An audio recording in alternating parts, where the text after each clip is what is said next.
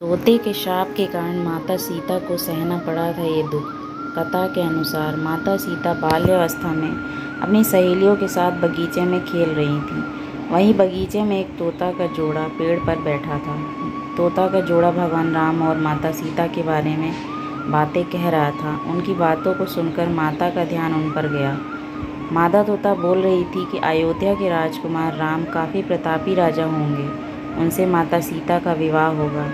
तोते के मुख से भावी पति का नाम सुनकर माता सीता अचंभित हो गई।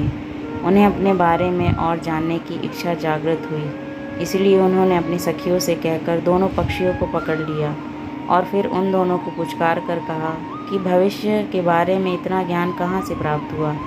तब पक्षियों ने बताया कि इससे पहले हम महर्षि वाल्मीकि के आश्रम में रहते थे, जहाँ हर रोज़ राम और सीता के जीवन के बारे में बताया जाता है।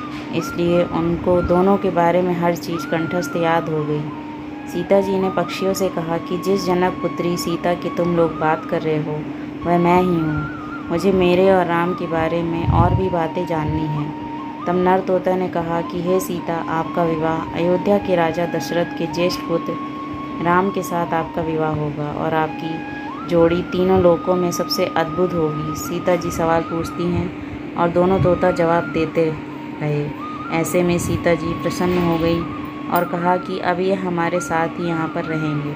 लेकिन ये सुनकर तोता हैरान रह गया और उसने कहा कि हम पंछी हैं, हमें पिंजरे में कैद ना करो।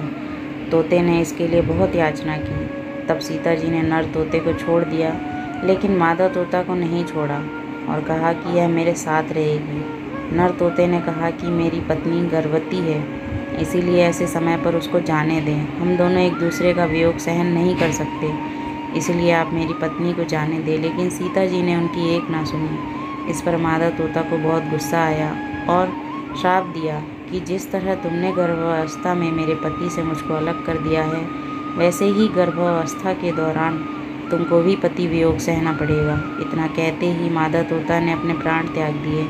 बताया जाता है कि अगले जन्म में तोता वही धोबी था जिसने माता सीता के चरित्र पर उंगली उठाई थी, जिसके बाद भगवान राम ने सीता का गर्भावस्था के दौरान त्याग कर दिया था। धन्यवाद।